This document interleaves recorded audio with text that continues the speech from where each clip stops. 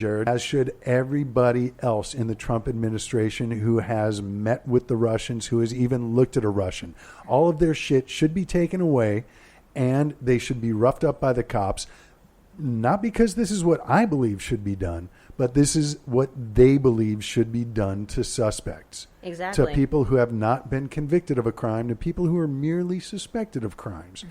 And the, is it Suffolk County? Yeah. But the police department was very quick to tweet, by the way, we do not approve of brutality. Several police departments around the country did that. And but one of the first tweets, like in response to that, was, you should tell that to your police officers who were behind him cheering and applauding. Exactly. All of those police officers who clapped need to be investigated. Also, if we can seize property for people who are suspected of having crimes and rough them up, Donald Trump is, not only collusion, but obstruction of justice. Mm-hmm. And I would love to see every single one of his shitty-ass hotels turned into housing for the poor. Oh, my God, that would be awesome. I would love Am I allowed to applaud? Yeah, I think so. Wouldn't That's it be great? Just like, hey, you want to live in Trump Tower? Let's come on down. Your rent is $10 a month. Some like George Lucas shit where he turned. Yeah. He had George Lucas did. He owned all this property. He owns all this property in Marin County, and he was getting ready to sell it back to the county or something like that. And then a bunch of people complained about what the use of the land was going to be. So George Lucas was like, "No, I'm going to do here. I'm going to build Section 8 housing." And then he built a bunch of Section 8 housing on this land, like next to mansions and stuff in Marin County, which Marin County is like the Beverly Hills of the Bay Area. And then that's where I grew up. Yeah, I grew up in San Francisco. Yeah, I know. Yeah, so we know we've talked about this before. Yeah. And then he put shuttles because there's no public transportation service to that area. So he created a shuttle service for those people. So there's a shuttle that runs. Pissed off pissed off so many millionaires. It is so fucking hilarious. Oh, good for him. Yeah. And I'm like, I would love that if that happened with Trump Towers, like all the Trump hotels and the hotel portions of all the Trump Towers. That would be hilarious. Well, and the Mar-a-Lago abortion clinic. I keep fantasizing that there will come a day when we'll actually get to see Trump let out in handcuffs. And I would love to see a cop just jam him into the car, knock his head into first put the hand over the head, but then say, oh, wait, right, supposed to do that. And then, make a very deliberate move of removing the hand. For it amongst police officers, I forget what it's called. I think it's called like the perp bump or something like that, where they do it sometimes when they're 100% certain a perp is guilty and they just knock the top of his head. And it does happen. My grandfather was a cop for 40 years, so I know it's a thing. But they don't always most police departments don't engage in that behavior. But there's a few that are just like they catch him in the act. I caught you stabbing that woman. I caught you. Molesting that child. One thing I'm curious about is I saw someone online who said they were at that rally and they said there were very few cops who actually applauded. Mm-hmm. Most people were uncomfortable. Mm-hmm. But then I did see on video, it looked like there were some people applauding. Yeah, the ones who were positioned behind him on the stage, they were digging it. Yeah. They were probably vetted to be Trump supporters and we're going to clap regardless of what he said. Right. We would need a shot of the actual audience. Right. Of the full audience to see who actually clapped. I would lie and say I was a Trump supporter, and then while he's giving his speech, just do the double middle finger the whole time he's talking, and then open my shirt and it says resist. I love the people though who have somehow gotten up on that stage, and there's that black woman who was back there she was reading a book, or people who have fallen asleep back there. I wouldn't want to be one of those people. I want to do my silent protest of I'm just sitting there reading the Deathly Hallows while he's up there talking shit. And it makes it look like I'm a black supporter, but I'm not. I'm bored. I was paid $90 an hour to be here. It's disturbing. And Liz, you were saying earlier, you don't think he's ever apologized in his life. And that was actually Josh. Oh, sorry. No, but I agree with that statement. It's the haircut.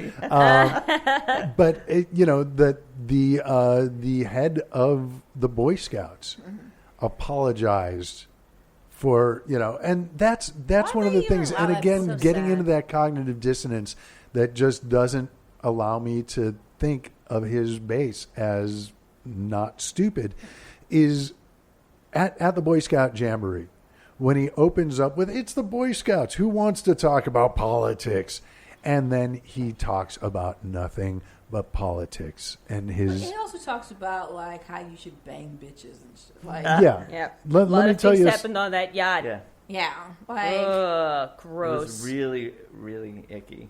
He's so gross, man. I don't know how anybody could vote for this guy. Like, as soon as, if you saw this guy in a bar and he's like, hey, lady, hey, broad, I'm going to grab your pussy, let me buy you a drink, and be like, hey, why don't I'm just going to knock you out. How about that? Yeah, I would ask, I would at minimum, I would be that girl, like, I'm going to ask the bartender to throw you out. But instead, like, these women put on shirts that say, like, you grab me, you could grab me by the pussy, like, gross. Have some self-respect, bitches. But if some non-millionaire did that to you, you would be, I'd knock him out. Like, that's my rule. Like, if a guy touches me and it's not, and I haven't given consent, they get knocked out. Did you see the medal ceremony, by the way, for the first responders to the baseball shooting? He gave them medals. Including the lesbian cop. Yeah. But this one, it's mighty white of them. One of the women, she still has crutches from her injury. Small African American woman. He put the medal on and then went in for a kiss, and you can see her kind of do a recoil. Please don't. But it's completely it's insane. It's totally inappropriate to do that. It sort of tarnished the moment. Yeah. Well, and he can't even do the right thing right. Exactly. Very true. One of the interesting things I read regarding the healthcare vote on Wednesday night was Susan Collins said that after the vote, Mike Pence said, "Wow, you guys were really tough on this," and she said he put his arm around her. Which I was shocked. Does his wife know about that? I know, because he apparently isn't allowed to be in a room with a woman if his wife isn't there. Mother will be very upset. Yeah. And that brings us. We do have time for one more topic. There was a very interesting piece in Harper's Bazaar this week. About how Pence wouldn't be worse than Trump, and we've been engaging in our fantasies out in handcuffs, and basically a world where Trump is no longer the president, and that has been a very common refrain from other folks on the left. Oh, well, Pence would be worse, and it's a great article. I'll post the link on our Facebook page for Let's Be Treasonable, but.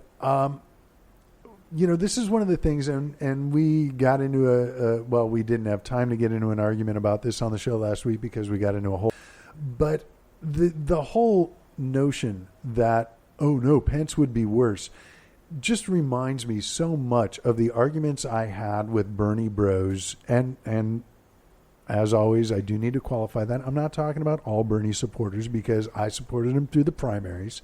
Yeah. And once it became apparent that he was not going to be the candidate, it was like, okay, time to jump on the Hillary train. That's how politics work. Same way that I would never be a Cavaliers fan anyway, but after the Warriors took the title this year, I was not still holding out hopes that LeBron was going to pull it out. No. They still have this. It's that the way politics work is once your favored candidate becomes the also ran in the primaries, then it's time to defeat the opposition. And whenever people say, Pence would be worse, it rings that same bill of familiarity in me. That that is my Homer Simpson. They don't plan, Lisa needs braces. It's Pence would be worse. That is they're the same. Hillary and Trump are the same. No, they're not. Yeah. And Pence wouldn't be worse. And the article is fantastic. Spoiler alert, it basically lays out all the things that people say Pence would do if he were president, they're already being done. Yeah. Under Trump. Plus we get the shit show that is the Trump administration. I also think that Pence, for all of his ridiculousness, would actually play by the political rules that we're all familiar with. Absolutely. Trump is writing his own rules. He's flipping the Monopoly board every single time. Yeah. Pence is going with him, actually. At least, and I mean, Pence is going with him, but I think if Pence were president, and if he were to become president, he wouldn't be out there tweeting ridiculous bullshit. He wouldn't be out there like turning over his staff every 3 days. He wouldn't be out there like he would play the political rules that both Democrats and liberals and the American public in general who are even moderately politically savvy are familiar with. Like Trump is playing a game that's not political. He's playing by reality. Trump thinks he's on Big Brother. Right. And it's and he's building and destroying these alliances every couple of days because he thinks he's going to come in and announce a new game. Well, and I think it's interesting that you said he thinks he's on Big Brother rather than The Apprentice. Yeah. But I think it's an important distinction because as we've seen in really the last week more than anything in the last 6 months, is that he's not firing anybody. Mm-hmm. He's too weak to actually fire anyone. And it has come out. Anyone. The producers told. Well, right, exactly. I was gonna. That's thanks for stealing my thunder, Klee. Sorry, David. But no, that's the point that I was just about to make. Is that anyone who thinks reality TV is actually real, you need to do a little more learning. But as it came out in an article earlier this year, that. Yeah, those choices were made by the producers. Mm-hmm. He wasn't deciding to fire anybody. Mm-hmm. And now that he's in the White House, he still isn't. Mm. Yeah. Also, Joan Chen isn't the host of Big Brother. She was an actress from Twin Peaks. Oh, that's right. Who am I thinking of? I know who Julie Chen. Yes, thank you. It's the same. Mrs. Moonves. Look. I See, can say something racist about Asian people, but I'm not going to. No, it was bothering me the whole really time. similar. I was like, wait, that's not right. I know as soon as I said Joan Chen, I'm like, that's not quite right. That's all right. But it's close enough. Everybody knows what I mean. Yes. Julie Chen. She's on the talk. Right. As far as we know, Joan Chen is still trapped in the handle of a drawer in the Great Northern Hotel in Twin Peaks, Washington. I thought she was living in an eternal loop of Richard Gere movies. Depending on the movies, that could be a good place or a bad place. That's the last place I remember seeing her is some Richard Gere movie from the 90s or late 2000s. Early 2000s, I should say. You're going to have to IMDb that. Red Corner, maybe? Yeah, something like Takes place that. in China. Something where like the poster was very red because it's Asian. And that's, Right. that's why they needed Joan. Because red is good luck. Well, I think that brings us, it's nice to try and end on something that's not going to make you tear your hair out. But Joan Chen's IMDb. Well, I don't know. Let's check it out. Hours there. I don't know if anyone's been watching the new season of Twin Peaks. Oh my God! I was hoping you were gonna. I don't have Showtime, so I have to wait till it comes to Hulu. It's the most bonkers thing that's ever aired on television. I heard it was like if you thought season 2 was crazy, wait till you see 20 years later season 3. It's all crazy. I mean, I'm sorry if I'm. No. It's all crazy for People sure. heard from the me whole enough. thing is the whole thing is crazy. But then there's this one episode. It was like episode 8 of this season. My God! It is. You have never seen anything like it on television. I made my girlfriend watch it, and she was like, she had to lie down afterwards. She was like, that was too much. I have to process it. it. I gotta see this now. It's unbelievable. Who has a Showtime it's an now hour-long password I could avant-garde borrow? film. It's like Wow. David Lynch's Koyaanisqatsi. Basically, it's There's That's what I've actually heard. there's a museum I think in Chicago that's doing an avant-garde exhibit based on this one episode. Wow. It's just complete visuals and sound.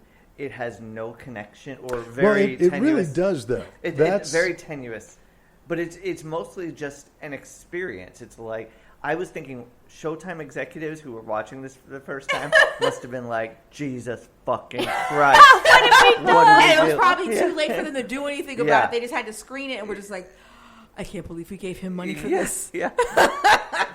See, there goes $1 million down the fucking toilet. And I heard that though, that show was crazy. It's been nuts. And that episode particularly, but I think, and this is just going into the bigger philosophy of life, that it's all about how you approach it. Because I know there are people, and some of them are people who I respect, who are going nuts about the show.